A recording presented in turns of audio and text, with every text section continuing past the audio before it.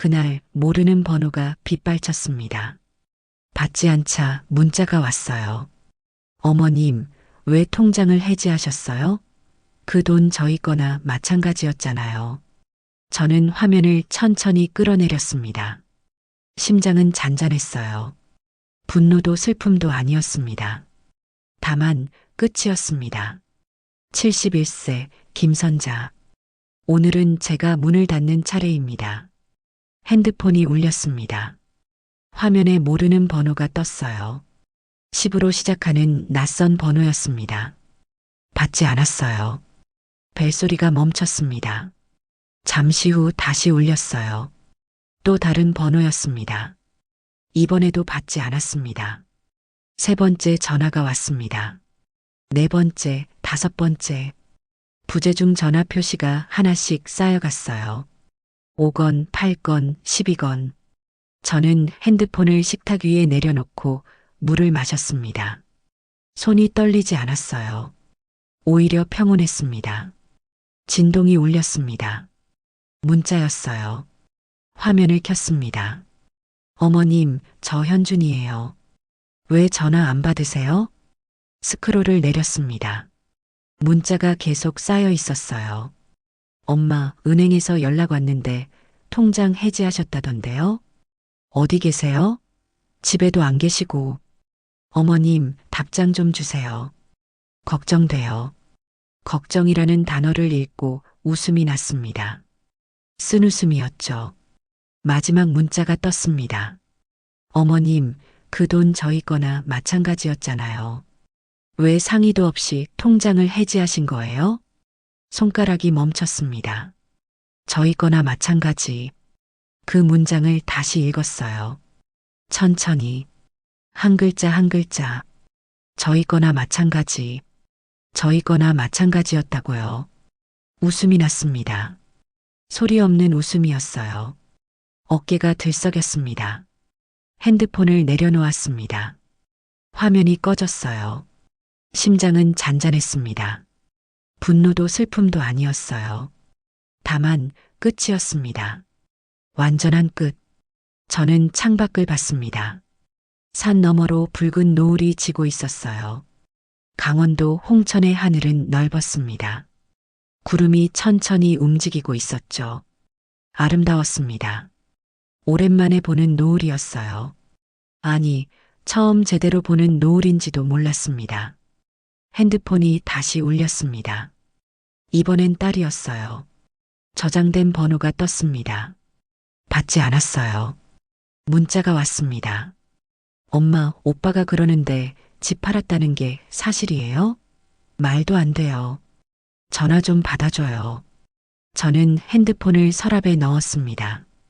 조용히 닫았어요. 이제 시작입니다. 제 이야기를. 저는 김선자입니다. 올해 71. 서울 강남구 대치동 32평 아파트에서 혼자 살고 있습니다. 아니, 살고 있었습니다. 이 집은 그냥 집이 아니에요. 남편 김철수와 함께 평생을 바쳐 마련한 유일한 재산이었죠. 1995년 봄이었습니다. 저는 36, 남편은 40이었어요. 남편은 건설 현장에서 일했습니다.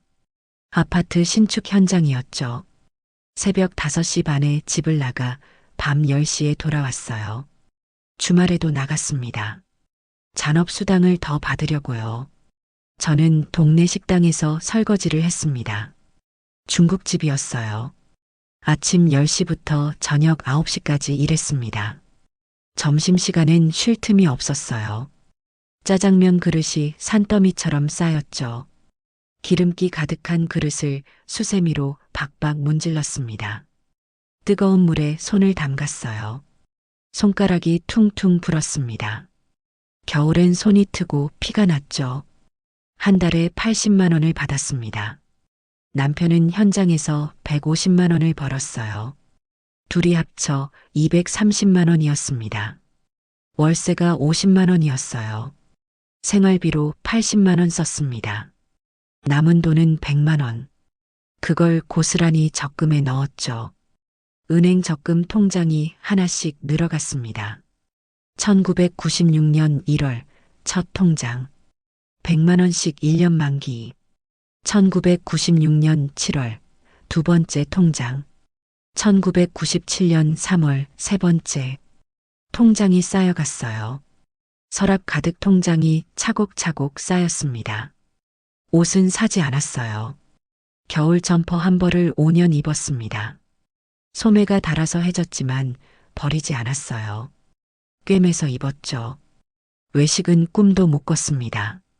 생일에도 집에서 미역국만 끓여 먹었어요. 남편 생일, 제 생일, 아이들 생일. 매번 미역국이었습니다. 아들 현준이가 초등학교 5학년 때 말했어요. 엄마, 우리 생일엔 왜 항상 미역국이야? 친구들은 다 피자 먹는다는데. 가슴이 아팠습니다. 미안하다, 현준아. 조금만 참아라. 엄마 아빠가 돈 모아서 우리 집 사면 그땐 피자도 사줄게. 딸 은지는 더 어렸어요. 초등학교 2학년이었죠.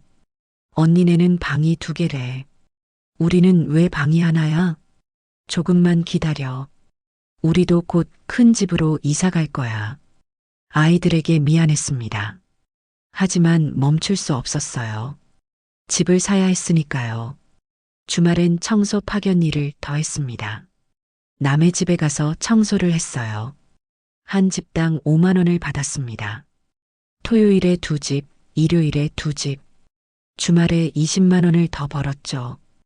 허리가 아팠습니다. 무릎을 꿇고 화장실 타일을 닦았어요. 곰팡이가 낀 타일을 솔로 박박 문질렀습니다.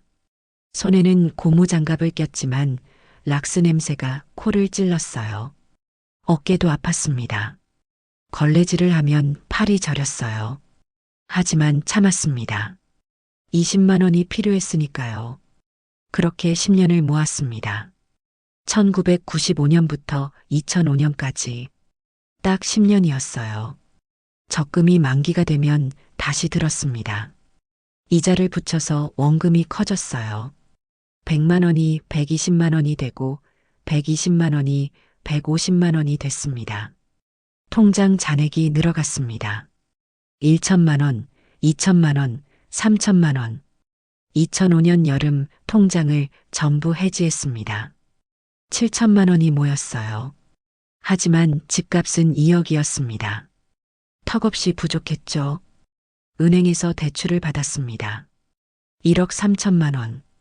이자가 무서웠지만 선택의 여지가 없었어요. 2005년 9월 드디어 계약했습니다.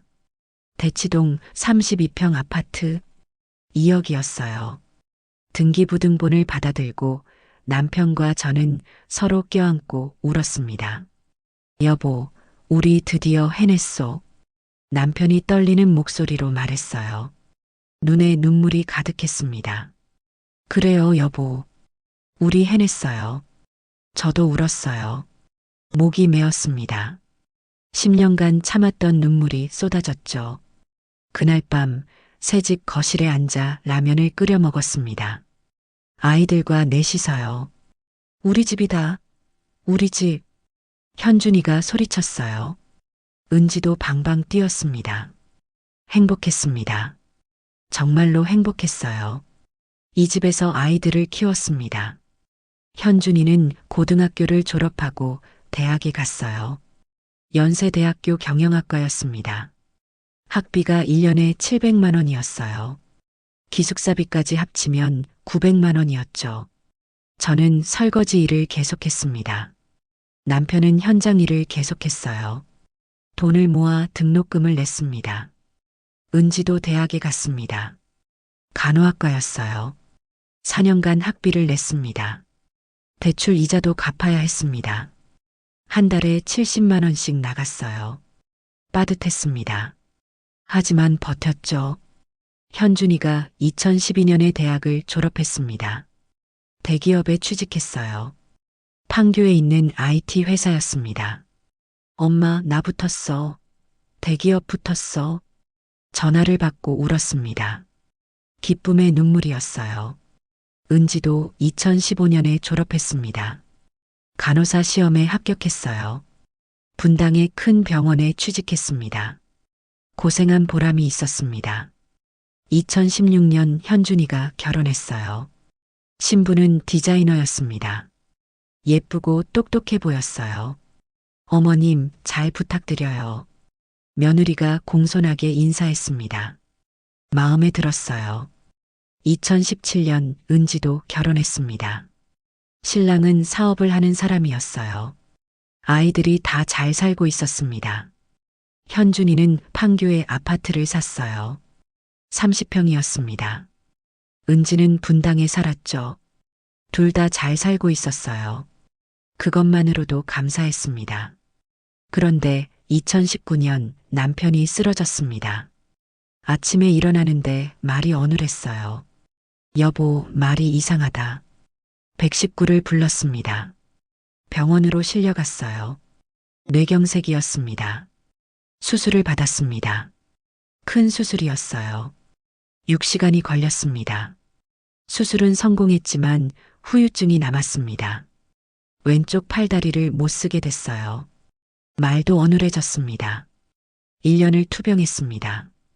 병원비가 많이 나갔어요. 한 달에 300만 원씩 들었습니다. 저축한 돈을 썼습니다. 2천만 원이 있었는데 순식간에 사라졌어요. 2020년 3월 남편이 세상을 떠났습니다. 병원 침대에 누워 마지막 말을 남겼어요. 여보, 고생 많았소. 미안하오. 무슨 소리예요? 고마웠어요, 여보. 남편의 손을 잡았습니다. 차가웠어요. 아이들, 잘 부탁하오. 네, 걱정 마세요. 그게 마지막이었습니다. 장례를 치렀습니다. 3일장이었어요. 사람들이 많이 왔습니다. 남편은 성실한 사람이었거든요. 장례를 마치고 혼자가 됐습니다. 집에는 남편의 흔적이 가득했어요. 현관 신발장에 놓인 낡은 구두, 거실 소파에 앉아 TV 보던 자리, 부엌 식탁에 앉아 밥 먹던 자리, 모든 게 그리웠습니다. 남편 영정 사진을 거실에 모셨어요. 매일 아침 인사를 드렸습니다. 여보, 오늘도 잘 지내세요. 대답은 없었지만 남편이 어딘가에서 저를 지켜보고 있다고 믿었습니다. 아이들은 각자 바빴습니다. 가끔 명절에 얼굴을 보는 게 전부였죠. 현준이는 회사 일로 바빴어요. 은지는 병원 일과 육아로 바빴습니다. 이해했습니다. 젊은 사람들은 바쁜 법이니까요. 저는 국민연금으로 살았습니다. 한 달에 50만 원이었어요. 관리비 15만 원 내고 나면 35만 원 남았죠. 그 돈으로 한 달을 버텼습니다. 여름에도 에어컨을 켜지 않았어요. 전기세가 아까웠거든요. 선풍기 하나로 버텼습니다. 밤에 너무 더우면 찬물로 샤워를 했어요. 겨울엔 내복을 2벌씩 껴입고 지냈습니다. 난방비를 아껴야 했으니까요. 거실 보일러는 거의 안 틀었어요. 방 하나만 조금 틀었죠. 장을 볼 때도 할인 상품만 골랐습니다. 마트 폐점 시간에 가서 할인 스티커 붙은 고기를 샀어요. 50% 할인된 고기였습니다. 과일은 거의 안 샀어요. 비쌌거든요. 바나나 한 송이 사는 것도 고민하고 또 고민했습니다. 하지만 괜찮았어요. 아이들이 잘 살고 있었으니까요. 적어도 그때까지는 그렇게 생각했습니다. 2024년 6월 몸이 말을 듣지 않기 시작했습니다. 무릎이었어요. 처음엔 조금 뻐근한 정도였습니다. 아침에 일어날 때 무릎이 빳빳하게 굳어 있었어요. 며칠 지나니 더 심해졌습니다. 걸을 때마다 통증이 느껴졌어요. 뼈가 부딪히는 것 같았죠. 파스를 붙였습니다. 약국에서 진통제를 샀어요. 한 달치에 1만 5천 원이었습니다. 하지만 소용없었어요. 통증은 계속됐습니다. 어느 날 장을 보러 나갔다가 계단에서 주저앉고 말았습니다. 무릎에 힘이 풀리면서 그대로 주저앉은 거예요. 지나가던 사람들이 저를 일으켜 세워줬습니다. 할머니, 괜찮으세요? 네, 괜찮아요. 감사합니다. 부끄러웠어요. 길바닥에 주저앉은 늙은이를 사람들이 쳐다보는 게 창피했죠. 집으로 돌아와서 한참을 울었습니다. 더 이상 미룰 수 없었어요. 병원에 가야 했습니다. 동네 정형외과에 갔습니다. 엑스레이를 찍었어요. 의사 선생님 앞에 앉았죠. 할머니, 무릎 연골이 거의 다 닳았네요. 관절염이 상당히 진행됐습니다. 심장이 철렁 내려앉았어요. 그럼 어떻게 해야 하나요? 수술이 필요합니다. 인공관절 치환술을 받으셔야 해요. 수술이라는 말에 머릿속이 하얘졌습니다. 비용이 얼마나 드나요? 수술비랑 입원비, 재활치료까지 합치면 700만 원 정도 예상하시면 됩니다. 700만 원. 제게는 천문학적인 금액이었어요. 집으로 돌아와 통장을 확인했습니다. 80만 원이 전부였죠. 그나마 다음 달 관리비랑 생활비로 써야 할 돈이었어요. 그날 밤 잠을 이룰 수 없었습니다. 수술비 700만 원은 고사하고 당장 이번 달 생활비가 문제였어요. 진료비를 내고 나니 통장에 거의 남지 않았습니다. 다음 달 연금이 들어올 때까지 2주가 남았는데 돈이 없었어요. 냉장고를 열어봤습니다. 김치, 된장, 계란 몇 개가 전부였어요. 이걸로 2주를 버틸 수 없었습니다. 평생 처음으로 아이들에게 손을 벌리기로 했습니다. 50만 원이면 됐어요. 그 돈이면 이번 달을 넘길 수 있었죠. 쌀 한 포대 사고, 반찬 재료 사고, 약도 사면 2주는 버틸 수 있었습니다. 수술은 나중에 생각하기로 했어요. 당장은 50만 원이 급했습니다. 며칠을 망설였습니다. 전화기를 들었다 놨다를 반복했죠. 자식들에게 손 벌리는 게 이렇게 어려운 일인 줄 몰랐어요. 드디어 용기를 냈습니다. 먼저 아들 현준에게 전화를 걸었습니다. 신호음이 몇 번 울렸어요. 현준이 받았습니다. 여보세요? 현준아, 엄마야. 네, 엄마. 무슨 일이세요? 목소리가 바빠 보였어요. 저는 최대한 밝게 말했습니다. 그게 엄마가 무릎이 안 좋아서 병원에 다녀왔거든.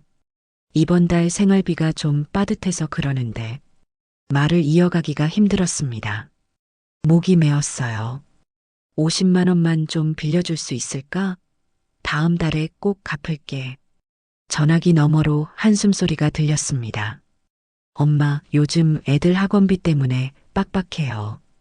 큰애가 수학학원 하나 더 다니기 시작했거든요. 영어 학원비도 올랐고요. 아, 그렇구나. 다음 달에 제가 보너스 받으면 그때 드릴게요. 조금만 기다려주세요. 다음 달이면 괜찮을 것 같았어요. 아들도 사정이 있었으니까요. 그래, 알았다. 바쁠 텐데 미안하구나. 아니에요. 다음 달에 꼭 드릴게요. 몸 조심하세요. 전화를 끊었습니다. 아들이 보너스 받으면 준다고 했으니 기다리면 되겠죠. 그래도 혹시 모르니까 딸 은지에게도 전화해 봤어요. 엄마, 왜요? 딸 목소리도 바빠 보였습니다. 같은 이야기를 했죠. 은지야, 엄마가 무릎이 아파서 병원 다녀왔는데 이번 달 생활비가 좀 부족해서 50만 원만 빌려줄 수 있을까? 딸은 잠시 침묵하더니 대답했어요. 엄마, 저도 지금 형편이 안 돼요. 시댁에서 돈을 빌려가셔서 지금 정말 어려워요. 도련님이 사업 자금이 필요하시대요. 가슴이 철렁했지만 이해하려고 했습니다. 그래, 그렇구나. 괜찮아. 좀 이따가 여유 생기면 드릴게요. 미안해요, 엄마. 아니야. 괜찮아. 다들 사정이 있는 거지. 전화를 끊고 한숨을 쉬었어요. 둘 다 형편이 어렵다고 하니 어쩔 수 없었죠. 저도 젊었을 때 돈이 빠듯했으니까 이해했습니다. 냉장고를 다시 열어봤어요. 김치랑 된장, 계란 몇 개, 쌀도 확인했습니다. 반쯤 남아 있었어요. 이걸로 2주를 버텨야 했습니다. 최대한 아껴 먹기로 했어요. 하루 2끼만 먹기로 했습니다. 아침엔 밥에 김치 한 조각, 저녁엔 계란 하나로 계란찜을 만들어 먹었어요. 배가 고팠습니다. 하지만 참았어요.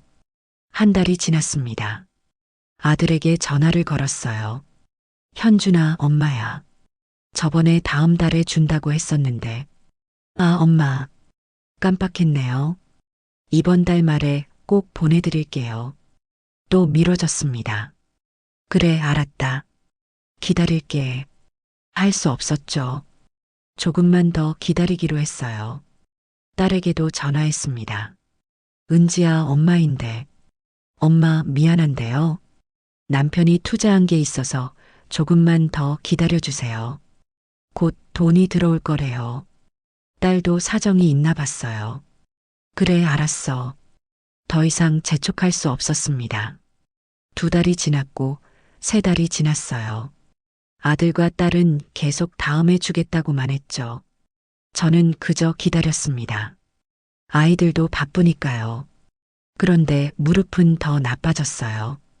이제는 거의 걷지 못할 지경이었습니다. 지팡이를 사야 했어요. 약국에서 3만 원 주고 샀습니다.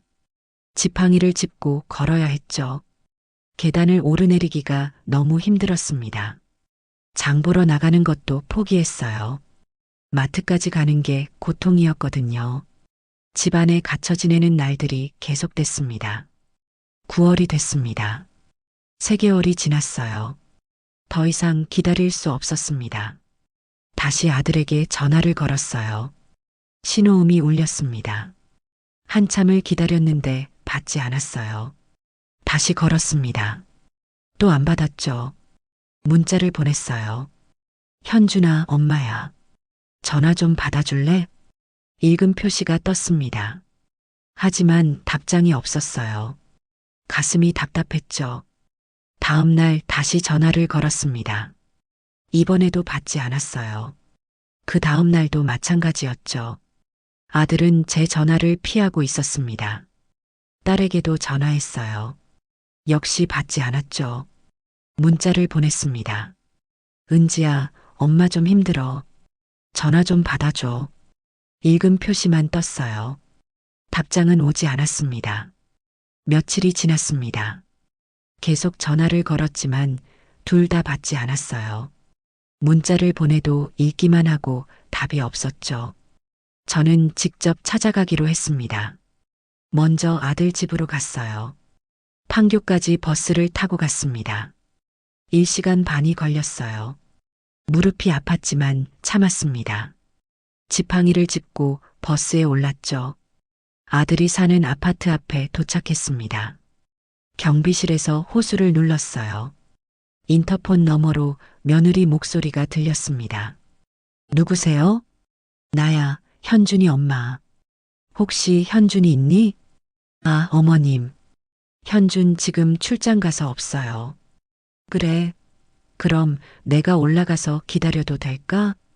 며느리가 잠시 머뭇거렸어요.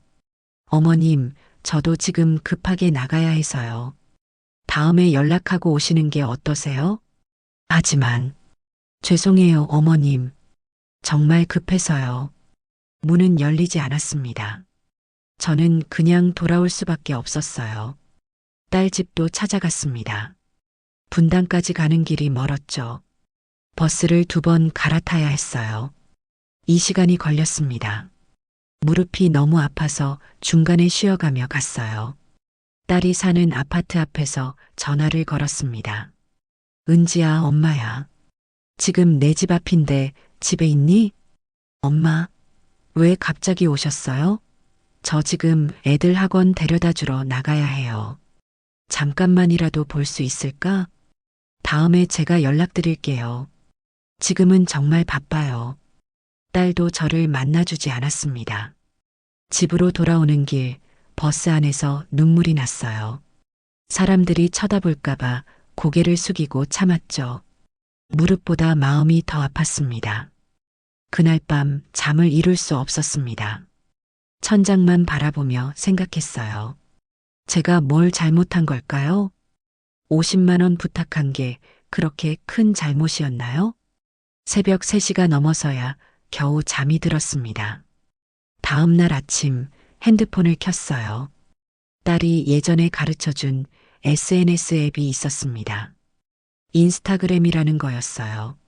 엄마, 여기서 사진 올리고 친구들이랑 소통해요. 은지가 가르쳐 줬었죠. 아이들 소식이라도 볼 수 있을까 싶어서 앱을 열었습니다. 며느리 계정을 찾았어요. 프로필 사진을 눌렀습니다.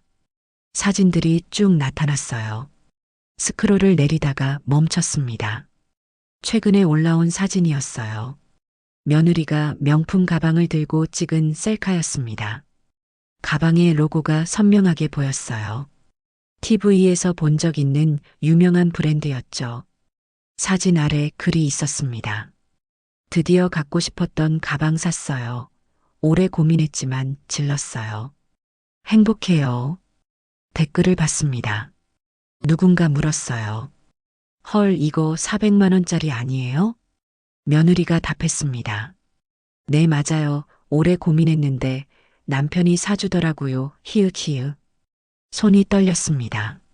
400만 원짜리 가방. 학원비 때문에 돈이 없다던 집에서 명품 가방을 샀다고요. 스크롤을 계속 내렸습니다. 다른 사진들이 나왔어요. 고급 레스토랑에서 찍은 사진. 하얀 접시 위에 예쁘게 담긴 음식들.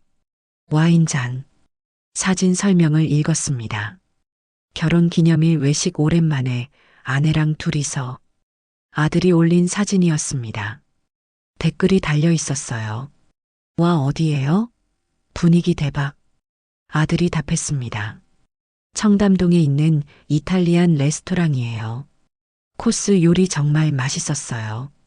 날짜를 확인했습니다. 8월 23일. 제가 전화를 수십 번 걸던 바로 그 주였습니다. 가슴이 철렁 내려앉았어요. 딸 계정도 찾아봤습니다. 딸의 인스타그램에는 사진이 더 많았어요. 스크롤을 내리다가 멈췄습니다. 제주도 사진이었어요. 파란 바다 앞에서 찍은 가족 사진. 남편, 딸, 그리고 손주들. 가족여행 왔어요. 신라 호텔 수영장 최고. 다른 사진도 있었습니다. 호텔 로비. 체크인 완료. 역시 신라 호텔은 다르네요. 바닷가. 오름 산책 중 날씨 완전 좋아요. 식당. 흑돼지 맛집 발견. 또 다른 식당. 호텔 조식 뷔페 배 터지게 먹었어요. 키읔키읔. 사진마다 날짜가 찍혀 있었습니다.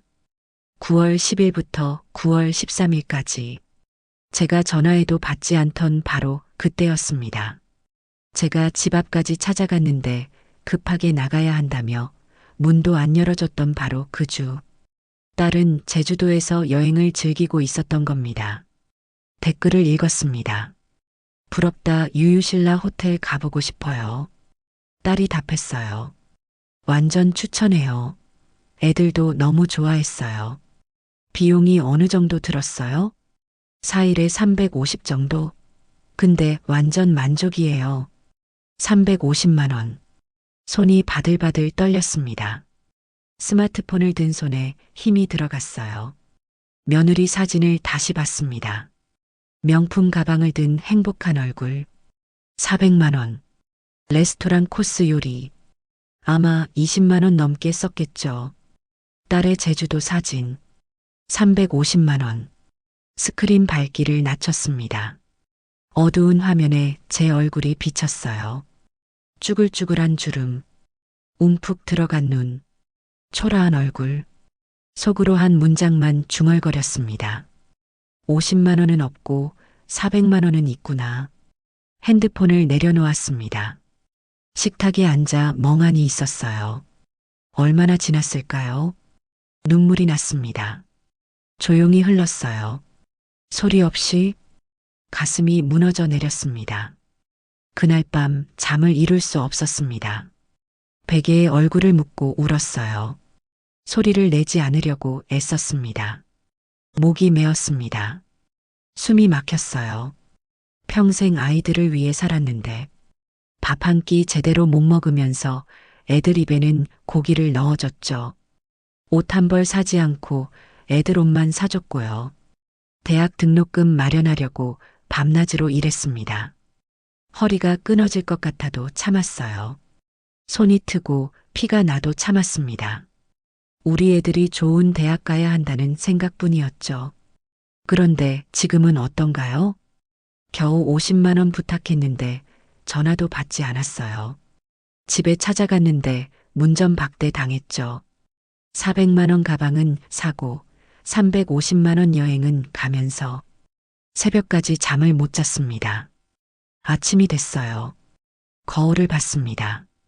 눈이 퉁퉁 부어 있었어요. 빨갛게 충혈됐습니다. 주름진 얼굴, 핏기 없는 입술, 움푹 들어간 볼, 초라한 늙은이가 거기 있었습니다. 냉장고를 열었어요. 거의 비어 있었습니다. 김치 조금, 된장 조금, 계란 2개, 쌀도 확인했습니다. 바닥이 보였어요. 통장을 확인했습니다. 5만 원이 남아 있었어요. 다음 달 연금이 들어올 때까지 아직 10일이 남았습니다. 5만 원으로 10일을 버텨야 했어요. 쌀을 사야 했습니다. 마트에 갔어요. 지팡이를 짚고 천천히 걸었습니다. 무릎이 욱신거렸어요. 10kg 쌀 한 포대를 샀습니다. 3만 원이었어요. 계산하고 나니 2만 원이 남았습니다. 쌀 포대를 들고 집으로 돌아왔어요. 무거웠습니다. 계단을 올라가는데 다리가 후들거렸어요. 한 계단 한 계단 올라갈 때마다 식은땀이 났습니다. 3층에서 쉬었어요. 숨이 가빴습니다. 다시 올라갔습니다. 4층, 5층, 겨우 집에 도착했어요. 현관문을 열고 들어가 주저앉았습니다. 무릎에서 통증이 쌓였어요. 그날부터 밥만 먹었습니다. 아침에 밥, 저녁에 밥, 반찬 없이 밥만 먹었어요. 배가 고팠습니다. 하지만 참았습니다. 무릎은 계속 아팠어요. 걷기가 힘들었습니다. 화장실 가는 것조차 고통스러웠어요. 벽을 짚고 기어가다시피 했습니다.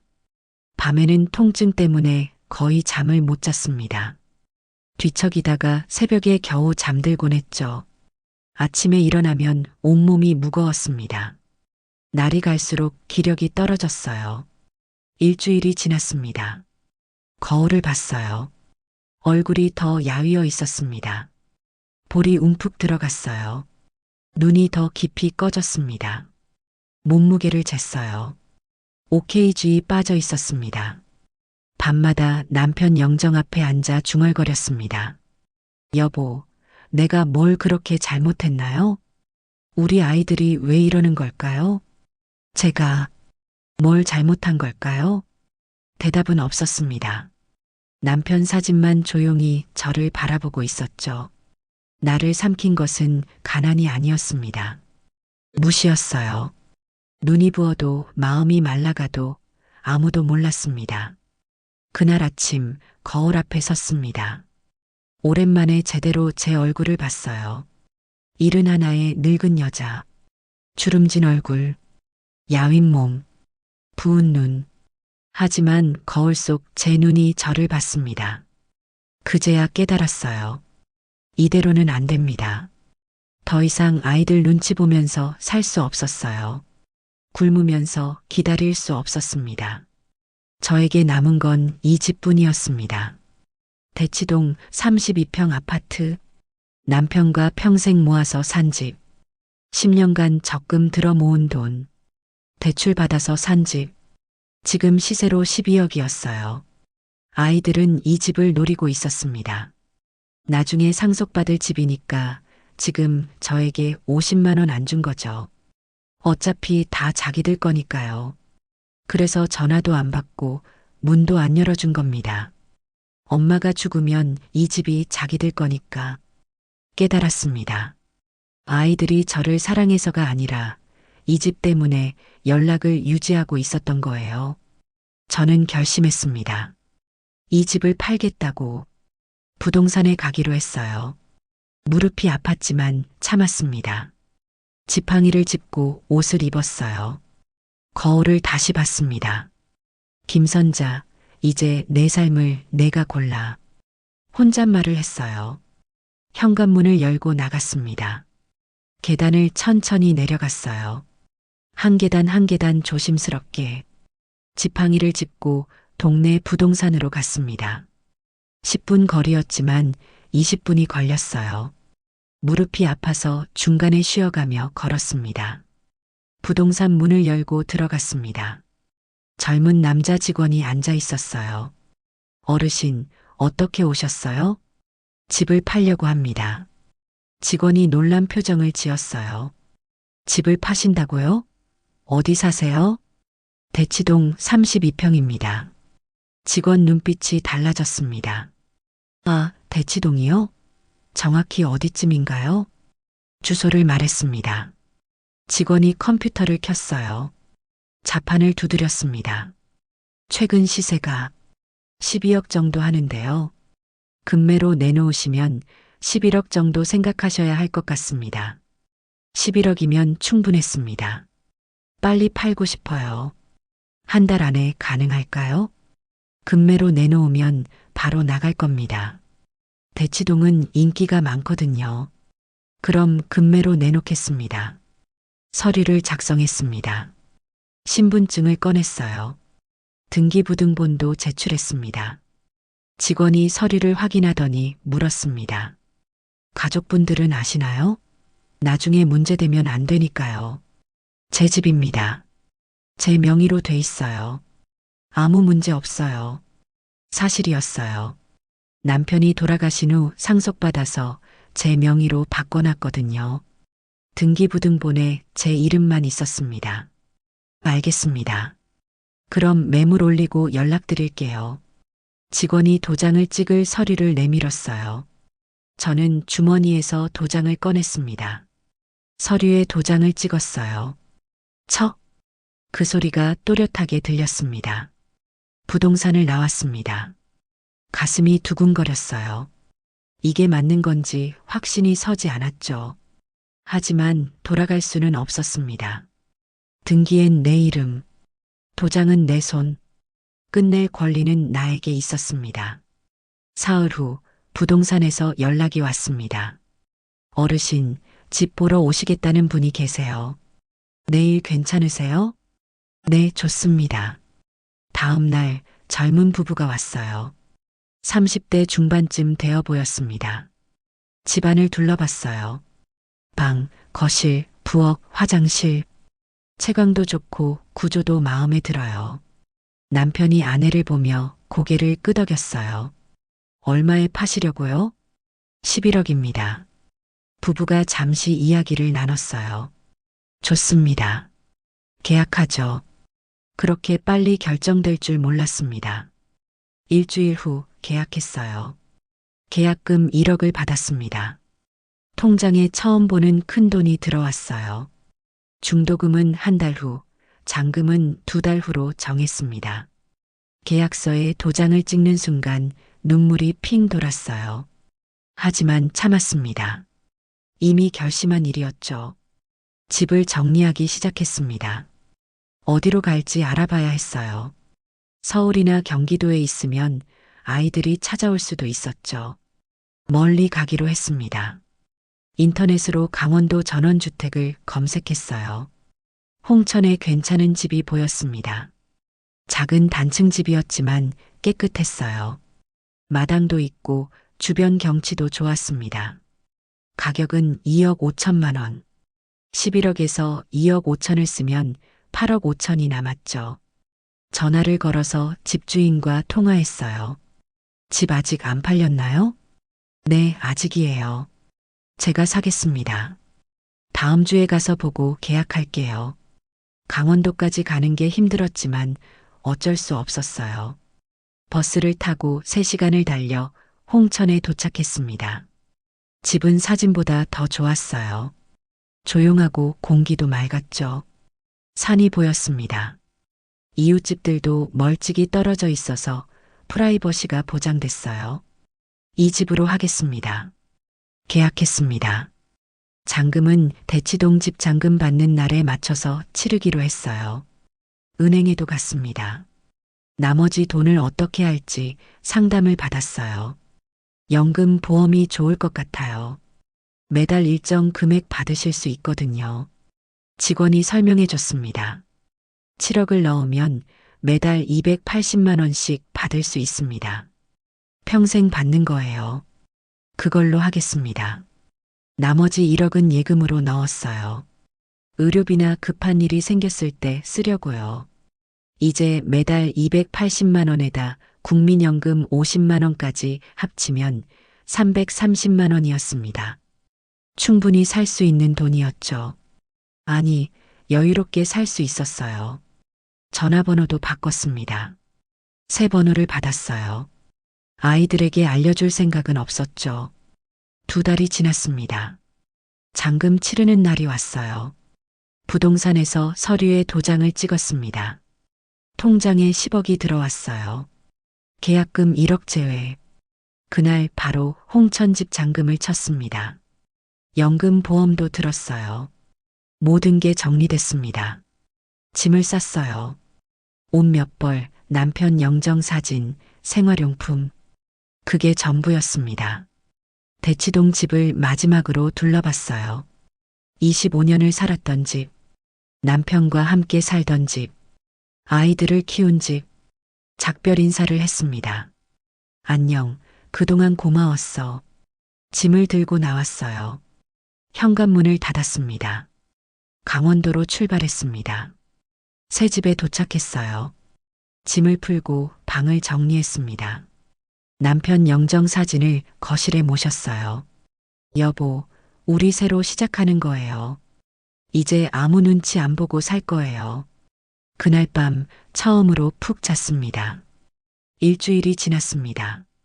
그날 저녁 핸드폰이 울렸어요. 모르는 번호였습니다. 받지 않았어요. 문자가 왔습니다. 어머님, 저 현준이에요. 왜 전화 안 받으세요? 엄마, 은행에서 연락 왔는데 통장 해지하셨다던데요? 집 팔았다는 소문 들었어요. 무슨 일이에요? 어머님, 그 돈 저희 거나 마찬가지였잖아요. 왜 상의도 없이? 저는 답장하지 않았습니다. 다음 날 이웃 박 씨 아주머니를 통해 아이들이 제 새 주소를 알아낸 모양이었습니다. 제 동생에게 연락했나 봐요. 동생이 홍천에 산다고 말해준 것 같았습니다. 일주일 후 주말, 집 앞에 차 한 대가 섰어요. 현준과 은지가 내렸습니다. 대문 앞에 나갔어요. 얼굴을 보는 게 4개월 만이었습니다. 하지만 반갑지 않았어요. 엄마, 왜 이래요? 연락도 안 하고.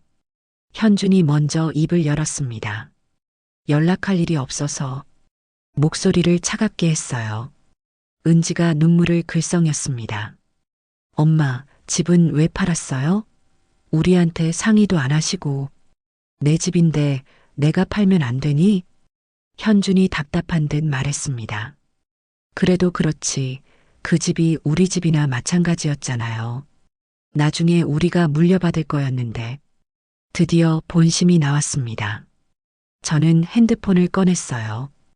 SNS 캡처 사진들을 보여줬습니다. 며느리의 명품 가방 사진. 400만 원짜리예요.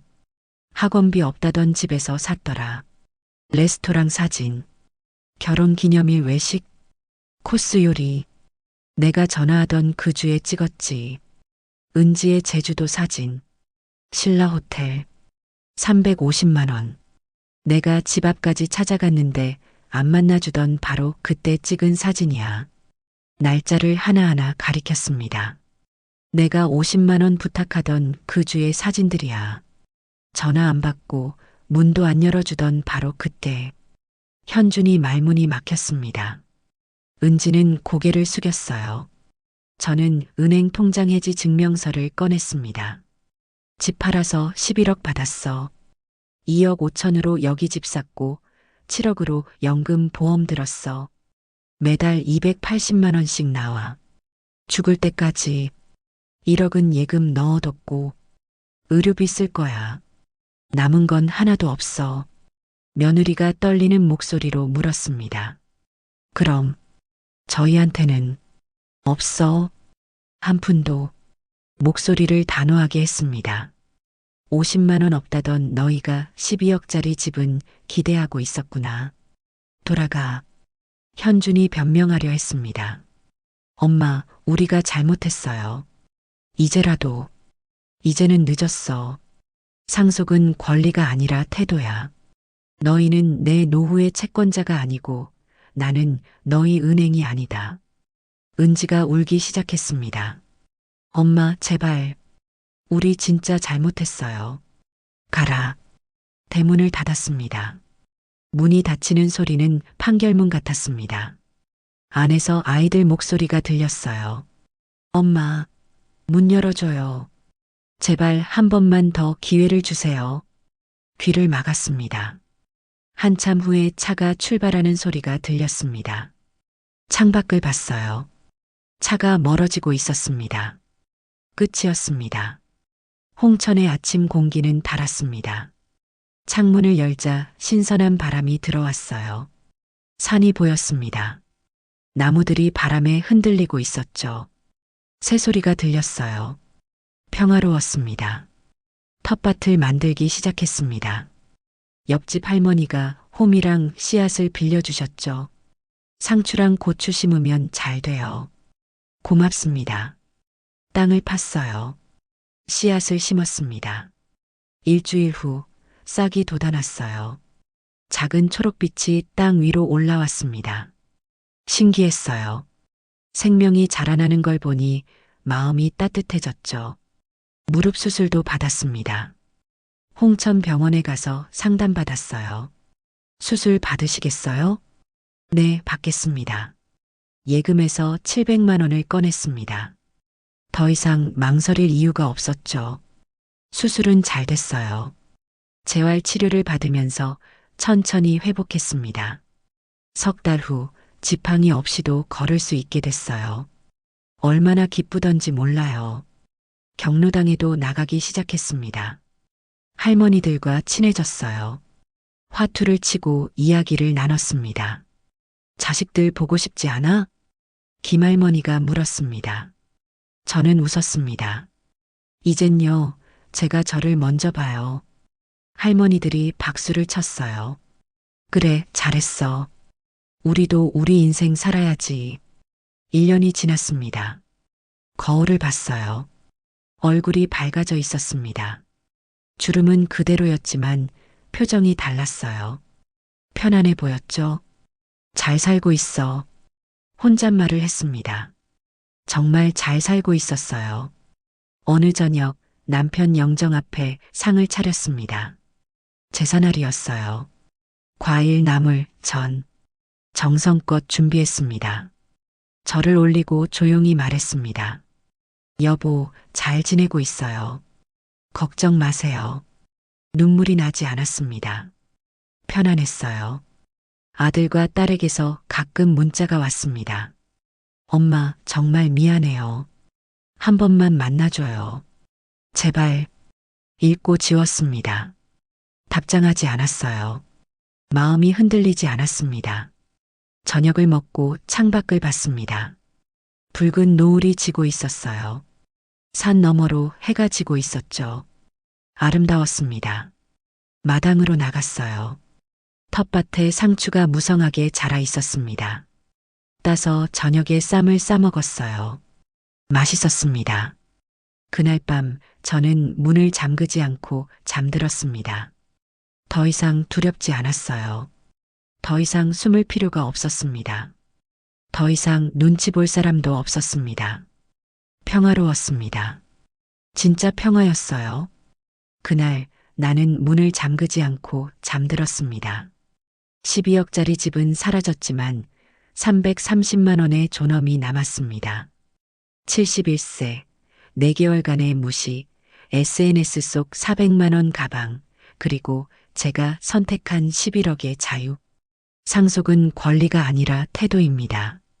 나는 그들의 은행이 아니었고, 그들은 내 노후의 채권자가 아니었습니다. 오늘 홍천의 공기는 달았고, 텃밭의 싹은 자랐으며, 나는 처음으로 나를 선택했습니다.